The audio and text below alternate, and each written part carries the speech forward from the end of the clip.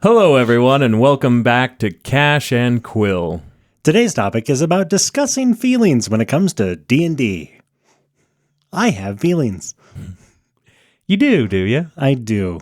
Yeah, I would have never known. You should. I talk about them all the time. You do? Mostly negative towards you. Oh, yeah. It's probably why I don't remember, because I kind of just tune out the negativity of the world. Yeah. Just a really upper, chipper guy. Ignorance is bliss. Well, hopefully you can learn from it for once. From what?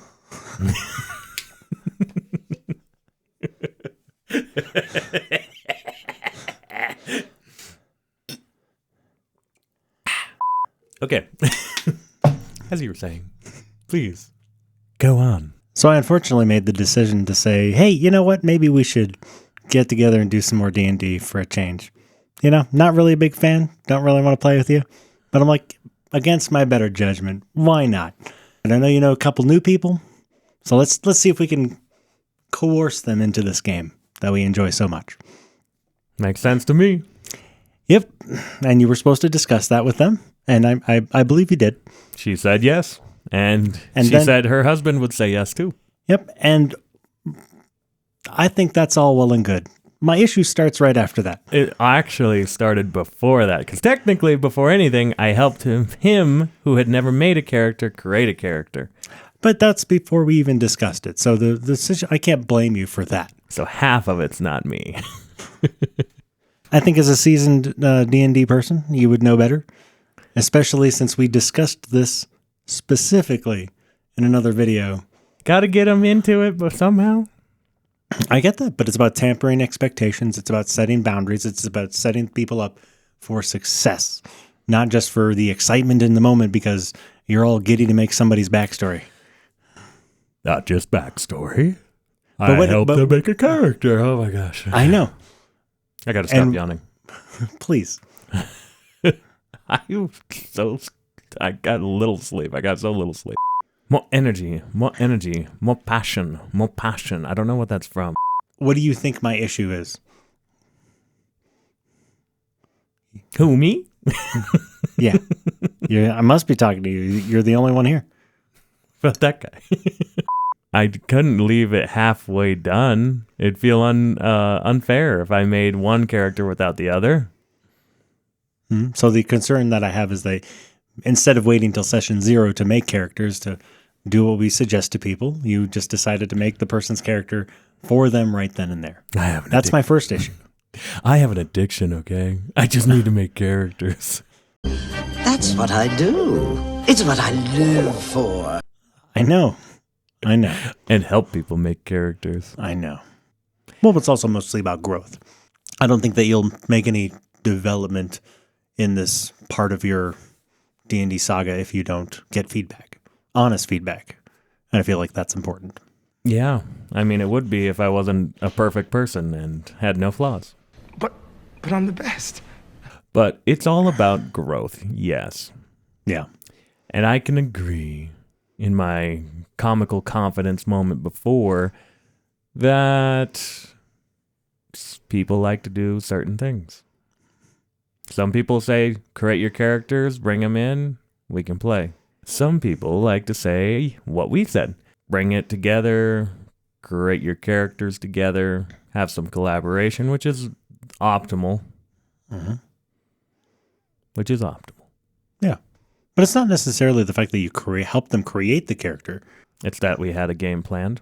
No, it's that you didn't tamper the expectations of this is not necessarily a character that will be in this game that we are planning. I didn't think of that, actually, in the moment. All I thought was, hey, I want to get your creative juices going. I want you to experience kind of what it's like to make a character. Get your mind working on creating a character. So hopefully, even if you say, oh, well, I don't want to use that character in my campaign or my one-shot, I already am kind of familiar with how to create a character, so this won't take an ungodly amount of time. Yeah, I mean, I get that, but there's a reason we suggested on session 0, because not every DM is equipped to deal with every single thing on the planet. Your Warforged Centaur might not be equipped for the completely under the ocean campaign or one shot that we're planning. So it just doesn't necessarily make sense. Why not? He could run along the bottom. And drown. No. The bottom half is the Warforged. Okay. I'm just like. So, yes, I agree that I could have waited, but I wanted them to have the experience, get their feet wet with creating a character. I can always tell them later, say, hey guys, you know the characters we made together. Now they're fun and good and all, but each DM has their own story to tell and their own rules of how they like to do it. So please bear with them and make sure that you abide by those rules. Mm-hmm. Did you? No, I'm saying I can in the future. Yeah. I didn't think of it in the moment because I was too focused on trying to make a really good sound character. Yeah. Not mechanically, just like... Fuck the mechanics. This team's going to have a hard time with this one. No. Hashtag not my problem. Mechanically, yeah, that's just like a passive factor in the background. But I made sure that their character made sense in the way that you're more... The background of the character matches a little bit better and synergizes with the class and the race, and everything kind of just flows together. That's what I was more focused on. Mm-hmm. Something that would make sense. Something that they wanted, because I went through all the options with them. So hopefully when we make Session 0 characters, you will have an easier time. Because they'll be like, oh yeah, I remember him kind of explaining this. I'm more familiar. I'm not absolutely in the dark and I don't have perfect memory, but at least this isn't overwhelming. Creating her character after the fact that you and I discussed possibly doing it, and then I asked her, she said yes. I helped her create a character in the spur of the moment, and with all that excitement in the air of getting a new game together, I was so happy to just create with her right there and then. And it only took 2 hours. Trying to help on Session 0. Would you allow them to have the characters? No. The ones I helped make? No. Not at all? Not even if... What if it was like, oh yeah, a human wizard and a human paladin? That'd be different. Okay. You didn't make a human wizard and a human paladin. I'm just saying, so you just... What's the first character you made for the guy? I went over every race with him and he picked Warforge because he thought it was cool. Okay, but how did you present it? Robot. No. To me, as the prospective DM, this is the character I helped this person make for you. How did you present that? Because that's the other issue. Oh, well, that was the one before we knew. I know, but this is what I'm saying. The way that you present things to newer DMs or younger DMs is an issue. What do you mean? Literally are like, hey, let's give this DM the fucking level 20 description of this character and say, good luck. Okay, great. I'm a new DM. Is that something that I want to deal with? Well, no offense to the person who's creating the character. I get that's what you want to play, but everything is based off of what the DM is capable of DMing for. I'm not going to be able to DM for, hey, I brought a level 20 character. Great. Throw it in the garbage because I can't do that. He's a level 1. I made him at level 1. Good. I'm glad he's multi-classing at level 1. No, you can't do that. Exactly. But the way you present the character sucks egg water. So he is a robot paladin. That's it. Okay. Why can't you just say that?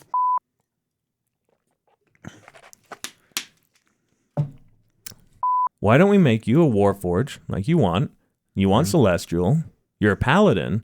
Why don't we say you were built by some angelic deity? I don't know. You can't remember, though. And I'm like, we'll leave that for the DM. To fill in. I'm God, but I just have amnesia. No, he's not a god. He was built by a holy order. At least that's what he believes. And with a little bit of unsure, he has a couple personality traits where it makes it so that he believes his faith to a fault. Okay, but what game is that for? I don't know. Exactly. That's my point. You're just making cookie cutter characters and say, oh, we're just going to put SpongeBob into the Batman universe. I can feel it. Like, I get the fun and excitement, but there's no rhyme or reason when creating characters that way. This isn't a Magic the Gathering deck that you're like, hey, I don't give a crap how everybody else deals with me. I'm going to do this. How is your character going to be the main character alongside all the other main characters? Who said he's a main character? Every player is a main character. That's how this works. They're co-stars. Yeah, they're all main characters. Sure, yeah. They are. They are all main characters, yes. And for new players, it's not good to just have a character sitting there that's not going to be played in any game, any way, shape, or form. I mean, what's wrong with entering that character into your game or any game, really? Is it going to fit the plot along the campaign later down the road? Is he going to be disappointed if part of your backstory isn't kept up with because it just doesn't fit? I was created by the gods. Like Not a god, just like an angelic. I don't care at this point in time. The correction does not need to be there. It's the example that I'm given. If you were created by the deities of some fucking religion and I don't incorporate that into your backstory or the game, oh, well, I guess he's a crappy DM because he just didn't want to use this small part of my backstory. Like, what's the point in making these characters like this if all you're going to do is disappoint brand new people to the game when they cannot use it? If I want to play something and I build something for that and then I'm told no, it's going to be automatically disappointing. It can be, yeah. It will be. That's how human brains work. Once you say no, because what you're basically forcing me as the DM to do is to say, yeah, what you did isn't good enough for my game. That's how it's perceived. And now you're going to have to do it right the way that I say you're going to have to do it. And you're just setting them up for disappointment. Or you say, your character is an exotic one that's quite well made. Now, I'm a little bit of a newer DM. I'd love to keep the characters within a certain range of kind of starting basic classes and races, just so it's a little easier on me so we can learn together. You're still going to be disappointing the person. If you go to play Monopoly and you really wanted to play the car and you're like, fuck, I get to be the boot because so-and-so gets to be the car. Kicks ass. Yeah. Throw that meme in there, baby. You're still going to be very disappointed regardless because you didn't get to do what you want to do, even if it's a small amount of disappointment versus a large amount of disappointment. Depends on how attached the person is to that character. But either way, you're just setting them up to be sad, and that's not what we want to do to get new players into the game. There's something that I learned with doing sales. Under promise, over deliver. Give bits and pieces of what you want to tell them and say, hey, this is what we're going to do. Go over it. Sell them on the idea. Then make sure that when you go in, you go above and beyond what you already said. You don't use all your ammo at once, and you focus on giving them an idea of what you're going to do, and you go beyond that. What I gave them was not the most in-depth ideas of the game. I said, it's a good game. You're going to have a fun time. Yeah, but here's a character. It's a starting class. But is the DM going to want to deal with a Warforged? Is the DM going to want to deal with a Shatterkai elf who God knows whatever the hell that is? You know, those are my issues. If we say, hey, the best time to make a character is in session 0, stick with that 100% and just say, hey, yeah, today we're making characters. We're talking about the campaign as a whole, gauging what people do and do not want to do, let you kind of know about the DM and what he's capable of so that you can tamper those expectations. And or set people up for what excitement might unfold. You know, there's a whole world of difference when you make characters individually versus at the table Collaboratively. Yeah, and I just think that's I don't understand why that wouldn't be the norm, especially after we've had that conversation. I at some point made sure to tell him. I say, look, this is all up to your DM though. How your backstory unfolds. Let's say you were made by you were passed down in a war previous, something you can't remember. Let's say it's vague and unknown to you as much. In his personality traits, one of the flaws was he believes his order to be absolute to a flaw. Hold on. What I'm saying is, I even said, well, that's a great idea because I think you could have some corruption in your order. And guess what? They told you that you were part on the battlefield, but guess what? They lied. You're actually taking out good people and you're a bad guy, but you thought you were a good guy. And that's That's simple even of a twist. worse. That's even worse. No. I created a chaotic, good, evil character for you, DM. Have a nice day. Hope it goes well. You have all the power in the universe. You can do whatever you want. And if you just take people and say, hey, trust me, and I will make sure I take care of you and tell a good story that we can all enjoy.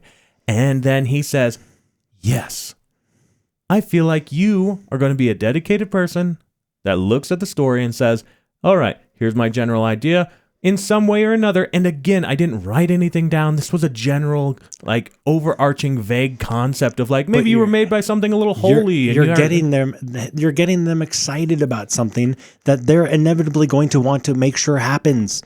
I told them that this could be all over the place and you'd have to wait to talk to the DM.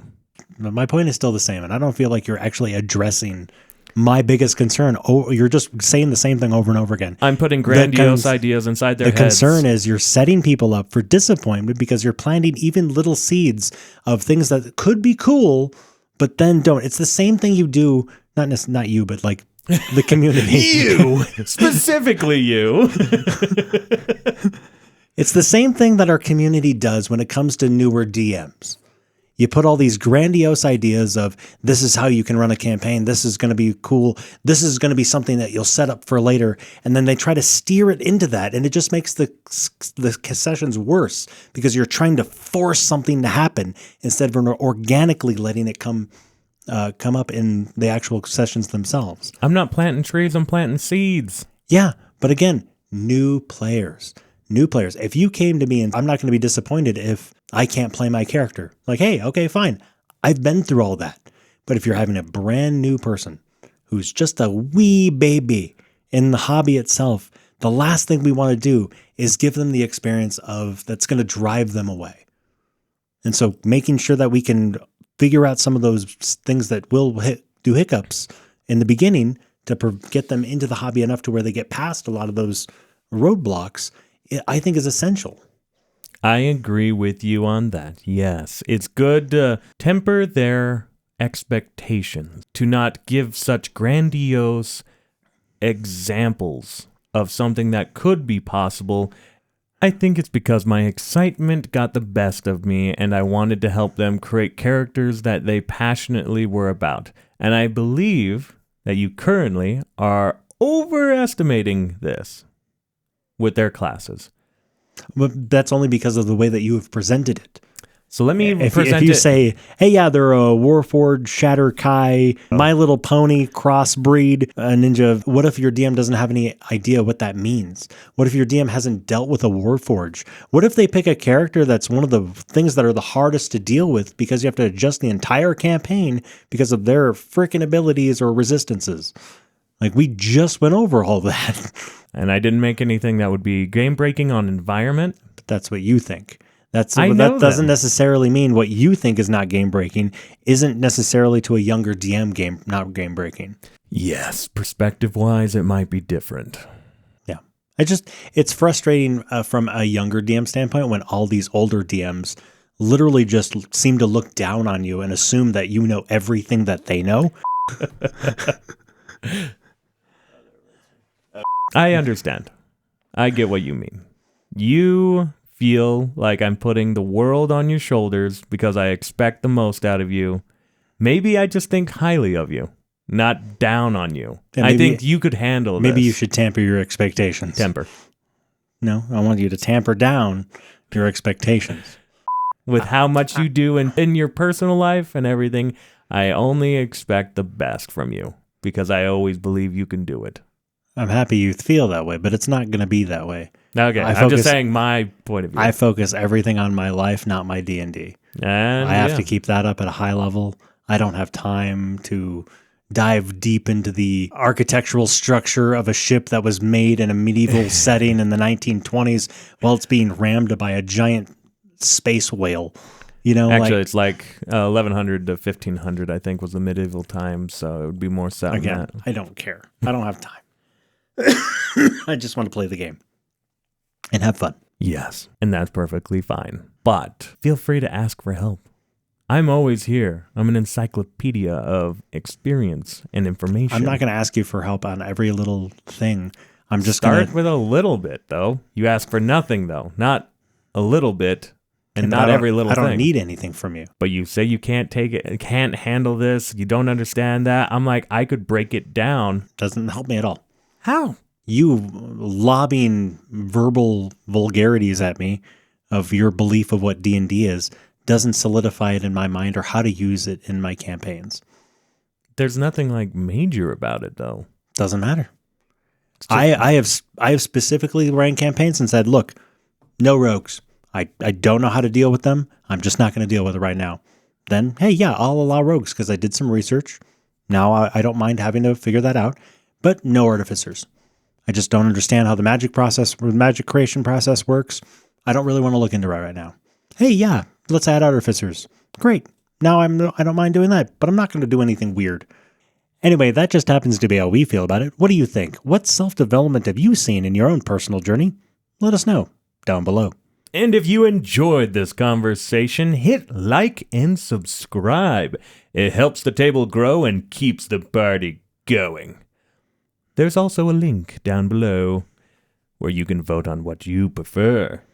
Cast your vote, and we'll see you in the next one. Hopefully the camera looks good. I can't see it. I can go turn that off.